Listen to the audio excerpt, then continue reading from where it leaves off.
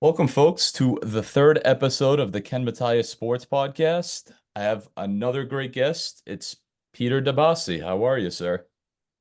I'm doing good, man. I'm doing good. Appreciate you having me on. I'm always excited to get on podcasts, talk about new things, and obviously talking about the AFC East. I'm always excited. So I appreciate you having me on. I checked out some of your other podcasts and you do a great job. So I appreciate you having me on. No, I appreciate that. Thank you. I mean, like I said, it's nothing crazy, but I hope I didn't botch your last name right, or wrong, I should say. Yeah, you did a solid job. Some people like to throw an L in there for some reason. There for some reason, but Mhm. no, I'll give you an A minus on the name. So Hey, no, you did a good job. You I did a good job. appreciate that. Yeah, and just tell the folks, obviously, what you're into and what your experience has been before we transition to, obviously, the AFC East. Yeah, so you guys want to follow me on Twitter? I'm at DiBiasi Absolutely. Peter on Twitter. I host a podcast called the Talking Sports Podcast. You can find us on all social media platforms, as well as Apple Podcasts, Spotify, and then obviously YouTube. Yeah, so I went to Providence College. I did some internships there at some news stations. Now I'm currently working at NBC Sports, working on college football. So that is my full-time job. So yeah, check me out on Twitter. And if you want to just check my podcast out, Talking Sports Podcast. Absolutely. So yeah, I just want to talk about a little bit. How did the NBC gig come to be? And is it in Stamford, Connecticut? Is that where it is? Yeah, Stanford. Yeah. So I graduated in December. So Mm-hmm. what are we in June right now? We're in the beginning of June. So I graduated from Providence in December and I was looking for a job and maybe on air, maybe doing some production stuff, kind of getting, the foot in the door Yeah. into sports, as you know. Yep. And that's obviously a very difficult task to do. And once you kind of get in, once you kind of get in, it kind of skyrockets it. It makes everything easier for you down the road. Mm-hmm. So yeah, so NBC Sports as a production assistant, which is like their entry level kind of name. CBS calls it broadcast associate. It's just their title they use. So yeah, I knew one person there that used to work there, and I had another connection that knew some of the hiring team. It's on college football. Just applied, got a little lucky because I knew a couple people, and that's kind of how you have to do the industry, not really Yep. sugarcoating it. Went through a couple interviews, and I started this past Monday. What was it, June? What were we June? June 3rd. So I've been only there for a couple of days, and so far so good. But yeah, knew a couple people that helped me get my foot in the door into the interviews, and then obviously you got to do the work from that point on. But yeah, that's how it kind of transpired. You kind of need some help, and can't say no to help. But that's kind of how the sports industry works. Yeah, absolutely. Congratulations. I mean, that Appreciate must be that. pretty cool. You probably reside in the Connecticut area, I'm assuming. I mean, I'm not trying to get too personal, but you No, probably I live in New York. So I live in Bedford, New York. So I'm uh, it's about oh, a okay. 35 it's about a 35 minute drive to work. So I'm right on the border of Connecticut. So not Oh, so it's not nothing bad. too crazy. No, not at all. I can't complain. But no, I wish you the best with that. But all right, Appreciate that. transitioning, like we talked about the AFC East, what is your expectations being a Bills fan heading to, obviously OTAs have been happening, training camp's gonna hmm happen, what, mid to late July. What's your expectation for Allen and the gang there? Seeing I see the Wyoming sweatshirt, that must be Josh Allen. Yeah, someone actually gave it to me on social That media. Someone that's asked me if I actually cool. Yeah, wanted it. that's a pretty cool sweatshirt for sure. Yeah, it's the Wyoming colors. It So is. it's Yeah. like it's the yellow, it's the kind of beige, it's the brown, and then it's the Josh Allen with the buffalo. So it's kind of a combination of Bills with Josh Allen with Wyoming. Mhm. It's probably the most comfortable sweatshirt I've ever had. It's super comfortable. Yeah, when it comes to the Bills, right? People talk about the offseason kind of being a retool kind of offseason, right? They had to do some cap maneuvering because they didn't really have a ton of cap space. They had some guys that were eating up a lot of the cap, right? They got rid of Jordan Poyer. They got rid of Micah Hyde walked as a free agent. He still potentially could come back. He's also contemplating retirement. They cut Mitch Morse and they cut Trey White. That's the guy I was missing. So that created Mhm. cap space. Trey White actually June 1st, his cap space was just created $10 million in cap space. So the Bills probably add someone else. I don't know who it is. I don't know if it's going to be for the full $10 million, but if they think they need another position, they'll probably go and add one because they have $10 million to spend under the cap for the season, right? They didn't re-sign Gabe Davis. He went to Jacksonville on a pretty solid deal. And then obviously the big news of the offseason was they traded Stephon Diggs to Houston. Mhm. So the Bills had a retool season, a retool offseason. They kind of mixed and matched. They gave some guys an extension. They gave what's his name? Teron Johnson, a 3-year extension, the nickel corner. They extended Deion Dawkins. They brought back AJ Epinesa. They brought back Daquan Jones. They added some good depth pieces. They added Curtis Samuel, which I think is a really sneaky add in this Joe Brady system. And they added some other depth pieces as well. And then obviously not including the draft picks, Keon Coleman, Cole Bishop, Dwayne Carter, list goes on. So the Bills added some weapons there as well. But no, the Bills are flying a little bit under the radar, even though if you go to like Vegas odds, they're tied for fourth for the best odds to win the Super Bowl. So they're flying under the radar in the sense they're really not. It's they're still super loaded. You still have a top tier elite quarterback in Josh Allen. I think the one thing I would say leading into the season, or maybe what to look for in the summer, how's this offense going to look? It's going to be a little different. It's going to be not just one guy. It's going to be a bunch of other guys that all do a specific set of, or all have a specific set of skills that fit a certain role on this Mhm. team. They bring in Keon Coleman, who's that big X receiver on the outside. You have Curtis Samuel, who's one of the best yak yards after catch guys in the National Football League. Khalil Shakir is emerging as a legit receiver, and then Dalton Kincaid had a really good rookie year, and they expect a lot this upcoming year. So the offense is probably the biggest thing. What is it going to look like? It's going to be a little different. Doesn't mean it's going to be worse. I think it's still going to be really good. And then I think the defense, they lose a couple guys, but those guys are aging. Trey White had 2 season-ending injuries in his last 3 years. You're kind of moving off some old guys. They got younger on Mhm. this roster, which they needed to. They kind of retooled, and then it also sets you up for having a nice young roster this year, a really good competitive roster. And then heading into the next offseason, they'll have a good amount of cap space to go add even more. So it's a retool heading into a good year when they're still fourth best odds to win the Super Bowl, and then probably a big offseason coming up in the following Great knowledge about your team, by the way. You know your team to a T for sure. So, one. sticking with obviously the Bills, obviously me being a Patriots fan, so I like following the league. Yeah. But you mentioned some like good points, like Keon Coleman from Florida State. He was drafted, what was it, second round Yeah. this Yeah. past Right away in the second round. yep. So obviously he was one of the top big names to come off the board early in the second round. And do you see him replacing the Diggs role and then like Curtis Samuel being on the outside, or is he gonna play the slot? Um, Talking Hmm. about Curtis Samuel. Yeah. So Keon, I don't know if anybody's replacing the Diggs role Hmm. because he does a specific set of skills, and Keon Coleman doesn't have those skills, right? So I would say probably the closest guy to Diggs, when I say closest guy, not maybe talent wise, even though Diggs is starting to kind of hit that age wall when he's starting to take a step back. But instead of how he plays is probably either Curtis Samuel or Khalil Shakir. I think Keon Coleman, when I said X receiver, I mean a guy that's on the outside, right? Like Yeah. similar to what Gabe Davis was. That's Hmm. that's a good example. I would say he's similar to Gabe Davis. He'll fit that Gabe Davis role. And then this is where it gets interesting. You have Dalton Kincaid, he's a tight end, but he's more of a receiving tight end when Dawson Knox is more of your prototypical tight end. And then you have Khalil Shakir and Curtis Samuel. I think they all are kind of going to mold into what Stephon Diggs kind of was. Hmm. And they'll move Shakir in the slot. They'll move him on the outside. They'll move Curtis Samuel in the slot. They'll move him on the outside. They'll do that with Kincaid. I don't think you're going to have certain guys that are going to have a certain spot outside of Keon Coleman. He's not a slot receiver. I think you're going to move around a lot of guys and going to create different looks.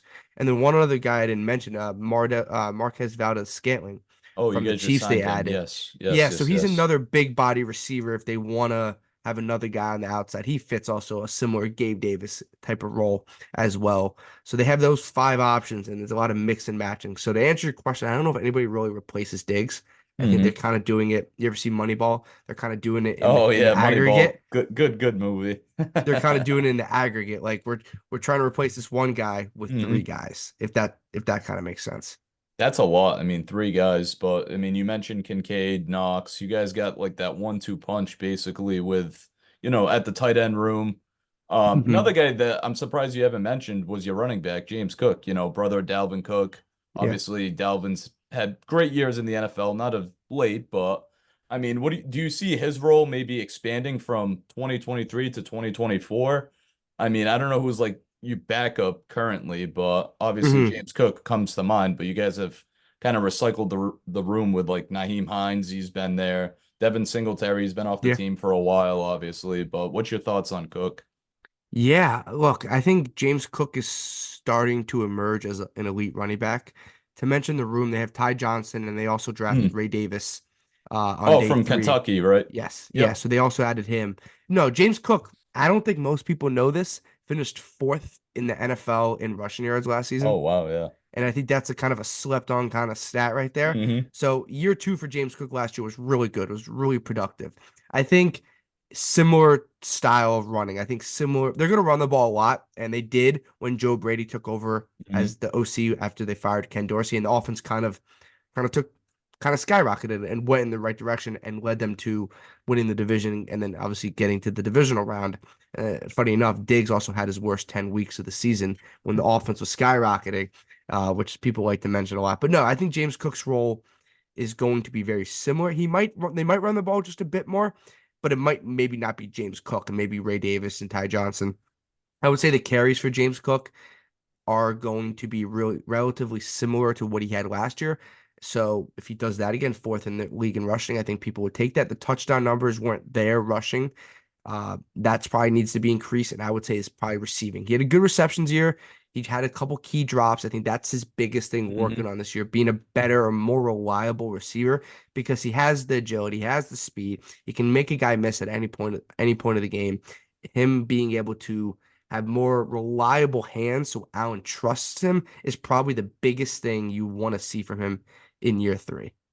Yeah, no, that's good that you mentioned obviously Cook with receptions and stuff because I feel like that's a big part of the NFL game now. I mean, running back Yeah. has to run the ball, obviously, but if you get a guy that can catch and have pretty decent amount of receptions, I mean, you're pretty golden in that department. So, I mean, obviously, Bills have been boom or bust as of late, but how far could you see them? I know it's super, super early and it's the beginning of the summer here. How far could you see this team playing into next January, obviously, trying to get to the Super Bowl in mid-February? I know Yeah, it's so a reach, yeah. but No, yeah, it's like one of those like when they do the articles way too way too early. early. Yep, way too Yeah, early look, prediction. so a couple weeks ago when the schedule came out, I did when we knew who we were playing, but when we got the Mhm. official who we were playing week one Week one, until week two. Yep. yeah, all that stuff, I did my way too early schedule prediction because why not? It's fun. It's good content for social media and all that It kind of stuff. is. Yep. I had the Bills going 12-5. I think their ceiling is 13 wins, and I think their floor is 10 wins. So I see them 10 to 13 wins. I still think they win the division. I think when you have I view Josh Allen as the second best quarterback in the NFL. I think he's the second best quarterback in the NFL. I think Patrick Mahomes is one. One, yeah. I'm not gonna be the guy that argues that because I'm gonna lose that battle because Patrick Mahomes is Patrick Mahomes. I think Josh Allen's the second best quarterback. But even if you think he's three, four, five, when you have an elite quarterback, you always have a chance. And I think the Bills win the division. They won the division at 11 games last year. I think that probably wins it again this year, in my opinion. 11 wins is probably what you have to get to Hmm. win the division.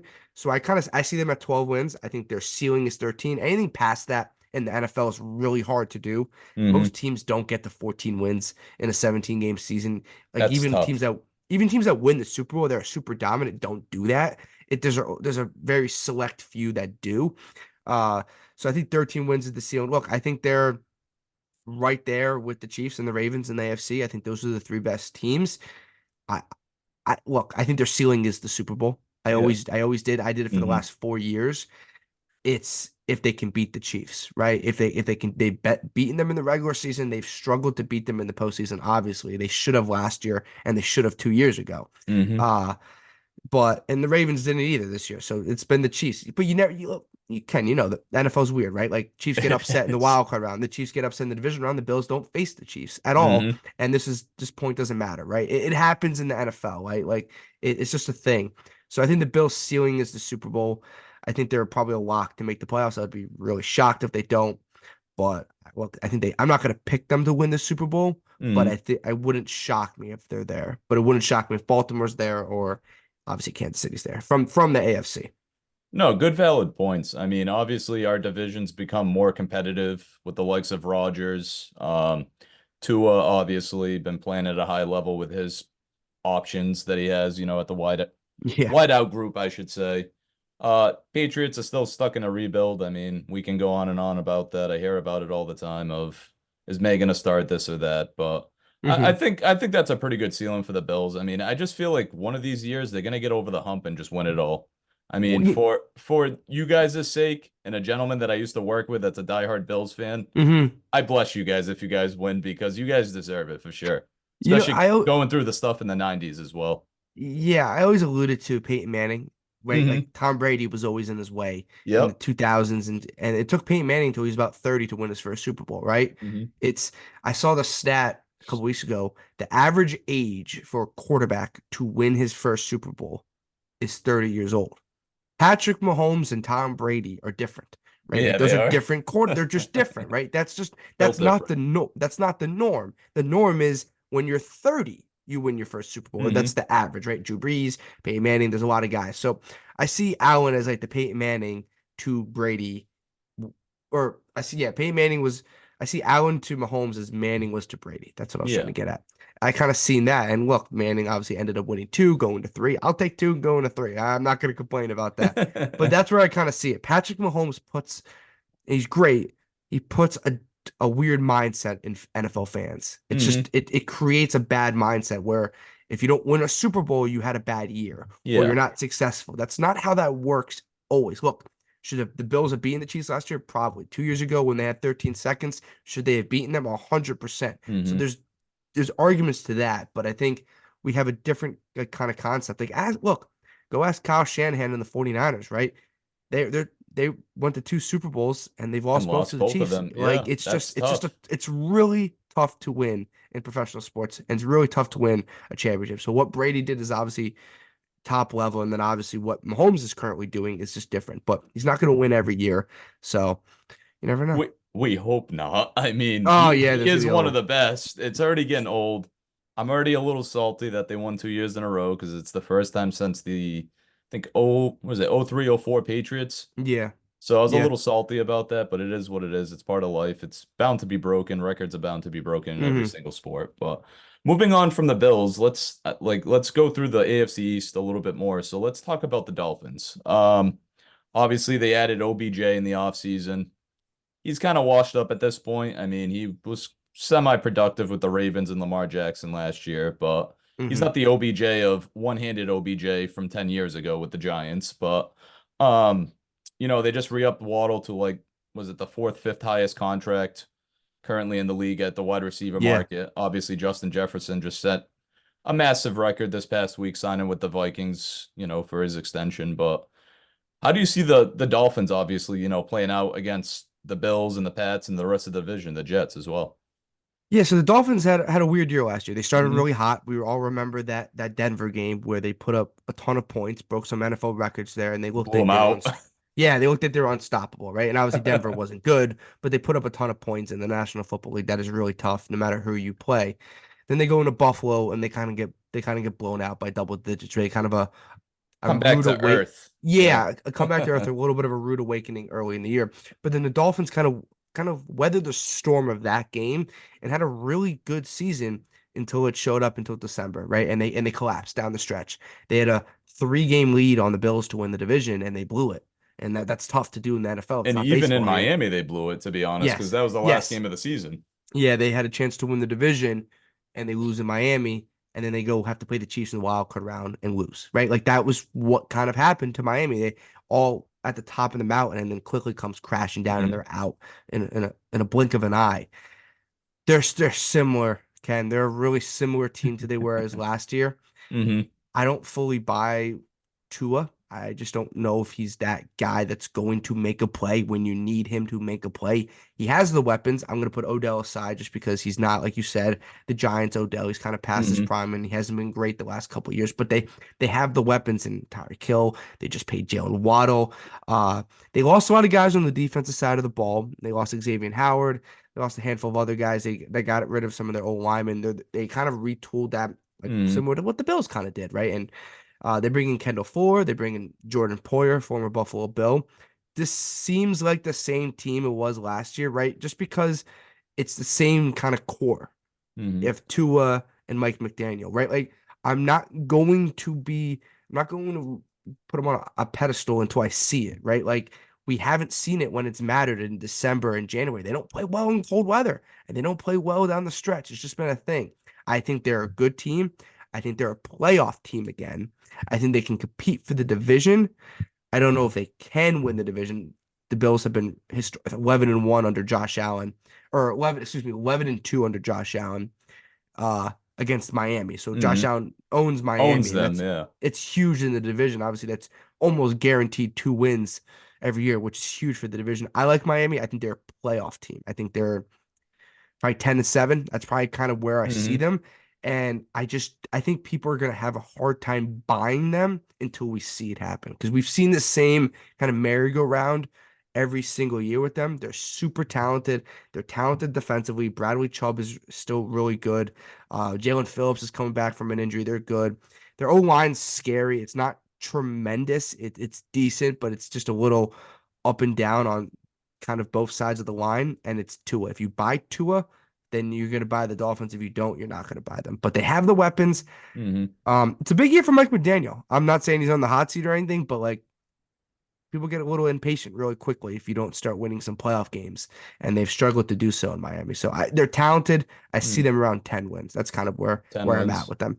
Yeah, I mean, and that's a pretty good prediction. I probably see him about the same, 10-11, obviously competing for the Bills for the AFC East. Yeah, Quickly, before we move on to the next team, probably the Jets, but I mean, they got Devon A-Chain, if I'm saying his name correctly. He just came yeah. onto the scene as a rookie last year. He's putting up crazy numbers. They also have Raheem Mostert. I believe he's sticking around in that McDaniel offense. So, yeah, they do got key weapons more on the offensive side of the ball than the defense side, but I mean, their defense ain't crazy bad, I should say. I mean, No, it's solid. they got Jalen Ramsey. I know he's kind of probably beyond his prime a little bit, but he Hmm. still probably considers himself as one of the top 10 corners in the league, which it's debatable, but I mean, yeah, it's going 10, 11 wins, like I said. I'm probably around your prediction too. I mean, it's probably going to be them and the Bills coming down to it yet again, Yeah, for sure. it's if you buy Tua, you buy this team. If you Hmm. don't, it's not a simple question, but if you kind of put it down to that, you kind of see where this team is. And if you Hmm. buy Tua, you buy this team. If you really don't buy Tua, then you don't buy the team, no matter what the weapons are, because it's just what we have seen the last couple of years, even with Tyreek Hill and Jalen Waddle and a good running back room. True. Moving on to the Jets. A lot of storylines with them. Yeah. Losing Aaron Rodgers after what, one or two plays last year. Hmm. Obviously, he's coming back strong. He could have came back before the end of the year. That's what reports were saying, but obviously they were out of contention. They split with New England, obviously, I think one win apiece. What's your expectations for Rodgers and the boys? Are they just going to come out firing and be, the top three teams in the division and leave the Patriots behind, or is it just going to be the same old song and dance with Fireman Eddie and the Jets? They're going to be better than last Yeah. year, right? Like it's going to be really tough for them to be worse than last year. And if they're worse than last year, then sky is falling in East Hmm. Rutherford for the Jets. I would be shocked if they're worse than last year. That was abysmal, especially on the offensive side of the ball. And the defense kind of collapsed at the end of the year just based off how many times they were on the field and Hmm. just getting frustrated with the lack of anything offensively. The Jets their chips are in the basket with Aaron Rodgers. It's Aaron Rodgers' team, right? Nathaniel Hackett's still an OC there because of Aaron Rodgers. Nathaniel Hackett probably doesn't deserve to be an OC in this National Football League, but Aaron Rodgers thinks he does, so he's going to be there. They're talented on the offensive side of the ball and the defensive side of the ball. Brees Hall is really good. Obviously, Garrett Wilson's good. They brought in Mike Williams. If he can stay healthy, he's really good, but he hasn't been able to stay healthy Yeah, in the last with couple of LA. years, which has really hindered his career. So it's a risk there, and they're expecting a lot out of him. And then they bring in Tyron Smith and they bring in Morgan Moses as both their tackles, both aging tackles, both good productive tackles, but age is a concern for both of them. So both key tackle positions with some age concerns, Hmm. and then Tyron Smith is obviously has that injury concern as well. They obviously drafted Fashanu from Penn State, but he's a rookie in the first round. Obviously, depends on what happens with him. So he's a question mark just because he's a rookie.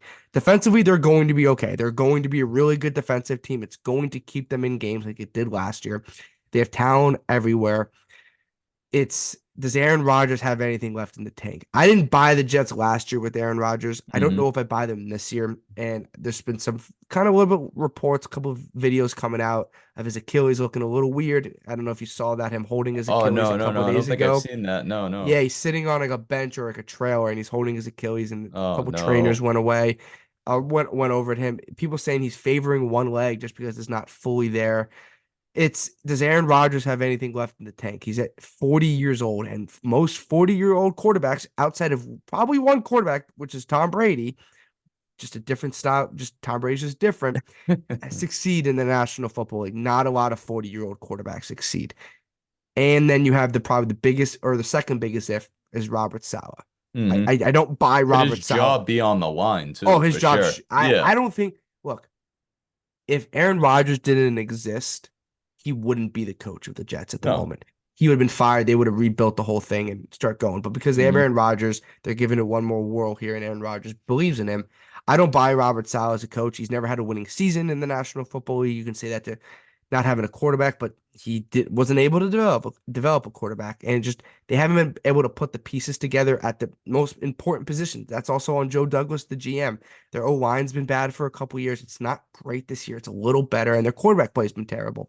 They have a good defense. They have some good weapons, but their two key positions they haven't been able to hit has hindered them. I think they're third in the division. I think they're a step above the Patriots because the Patriots are in a bit of a rebuild mode. I like the Jets 8 wins, 9 wins, 9-8, 8-9. That's kind of where I see them, Hmm. right? If Rodgers is really good, they're 10-11. If Rodgers is they're 8-9. And I think he's more of an than a really good. So I see them 9-8, 8-9. Yeah, it's give or take. I mean, if they crack the 10-win mark, I mean, it's Aaron Rodgers, and if Yeah, he's they're a fully playoff healthy and team. play, yeah, he plays, this 17, 18 games, obviously.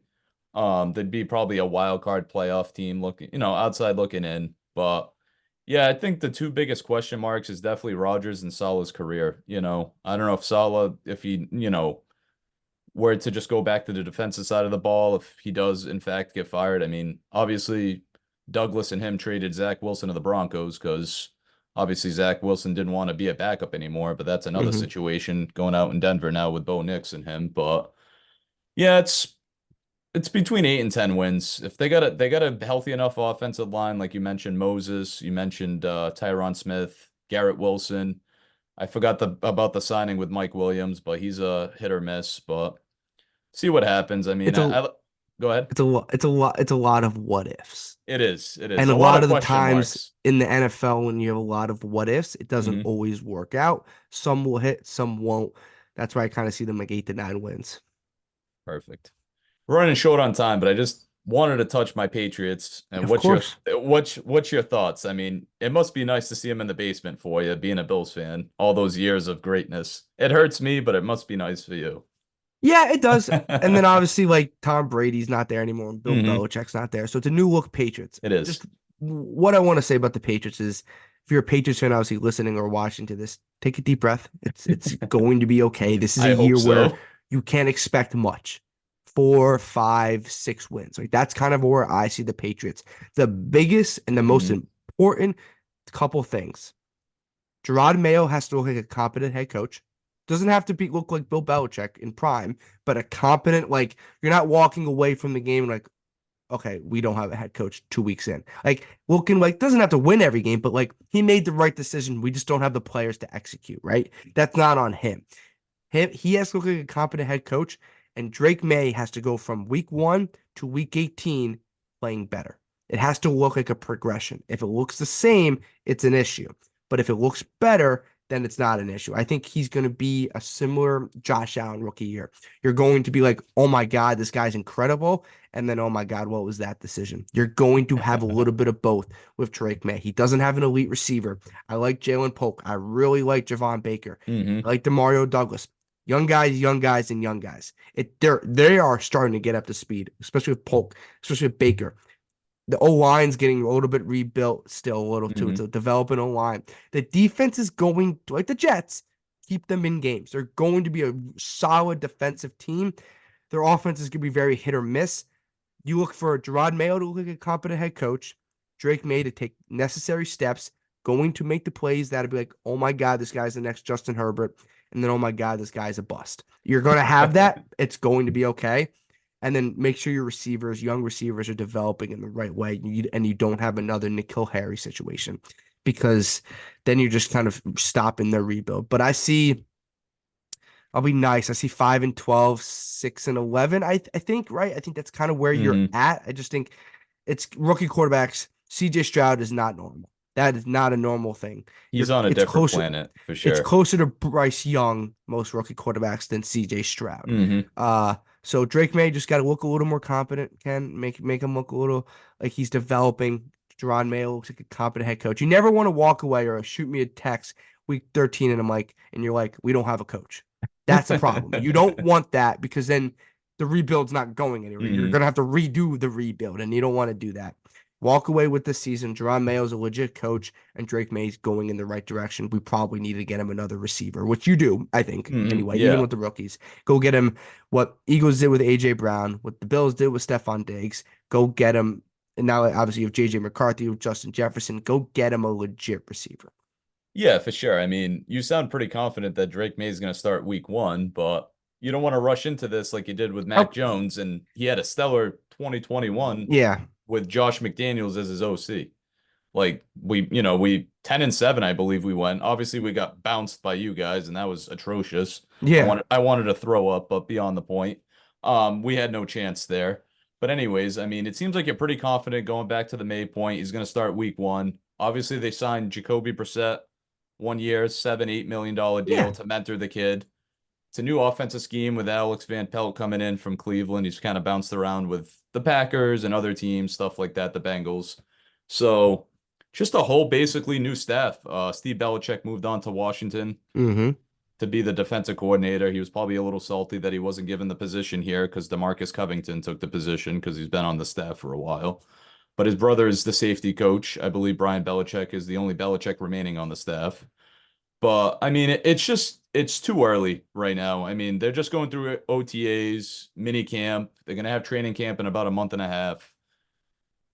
You just see a lot of people just kind of take it easy.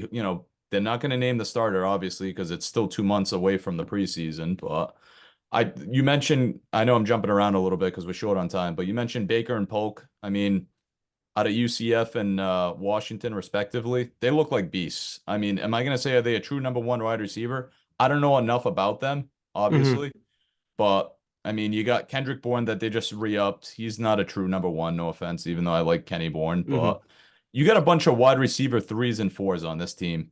I mean, Pop Douglas could be maybe a wide receiver too that could play the outside or the slot, but it's unpredictable. I mean, whole new staff, obviously the players, different vibe. It's not that Belichick vibe going on, like it's tight knit, but Mayo seems like he's kind of open with the media. He kind of promised the media like the wrong things, like we're gonna spend, spend, spend. But I mean, they re-signed Hunter Henry, they signed Austin Hooper to a 1 year deal, so it's similar to like the Mike Gesicki signing from last year. But like you said, yeah, it's not high expectations. I'd love for them to get 10 wins, but people are gonna think I'm freaking crazy. I think the defense will keep you guys. I think the defense will keep you guys in games. I like Jalen Polk, and I think he can turn into a legit one. It doesn't happen right away most of the Hmm. time, and he's a second round pick. Hey, look, it does sometimes, but It does. it's a wait and see, like you said. Uh, but no, look, I just don't know offensively, and it's with a first year head coach and a first Hmm. time head coach, if 10 wins is probably in the card. I would probably say your ceiling 8 wins, Yeah. maybe 8 wins, and your floor is probably 3 or 4. So that's probably where you guys kind of sit. And that's where I say 5 or 6 is probably where you guys finish up and have another pick. And then Hmm. next off season is where you try to go get some legit, a little bit more talent all over across the board. And look, I think your defense is going to be good. It's going to keep you Hmm. guys in games. And even if Drake May, I know we're short on time, but even though Drake May might not start week one, you want a 10 game chunk of Drake May this year. You Oh yeah, want Drake definitely May to need play. that. It doesn't have to be 17, it could be 10 to 12, but you don't want to walk away after only 2 games of Drake May and be like, okay, this is kind of weird heading into year 2. You want him to get his Hmm. lumps and his experience if you think he's ready. It doesn't have to be 17 games, maybe just 10 to 12 if that's what they decide to do. And then quick couple of things. I know, like I said, we're short on time. Gonzo's coming back, Christian Gonzalez. Yes. You only had a month from him. I think he was like the AFC Rookie of the Month in September. Then he got hurt in the Cowboys game. Got Jonathan Jones as well, Alex Austin, Kyle Duggar. You still got key pieces, Judon, obviously. But any final thoughts before we wrap up here? Seeing we got like a No, minute and a half. No, I appreciate you having me on. Obviously, the AFC East is it's going to be fun. It's like you said in the beginning of the show. It's a competitive division. Even if the Hmm. Patriots are have a good enough defense, in my opinion, to give teams a run for their money and make the games a little closer than maybe they expect heading into, especially in Foxborough, but just heading into any divisional games. But it's going to be a fun division. I think there's a legit chance you get three teams in the playoffs. I really do. Hmm. Obviously, two wild card teams. Maybe the Jets just miss out, but I think this division's going to be fun. And if you're a Patriots fan, Drake May, and Drake May. You just want to see development. That's all you want to Simple. see. Hey, with that, this wraps up the third episode of the Ken Matias Sports Podcast. I appreciate you being a part of this, Peter. Of course, man. I really appreciate it. Anytime you want me to come back on, I'm happy to do it. Appreciate it.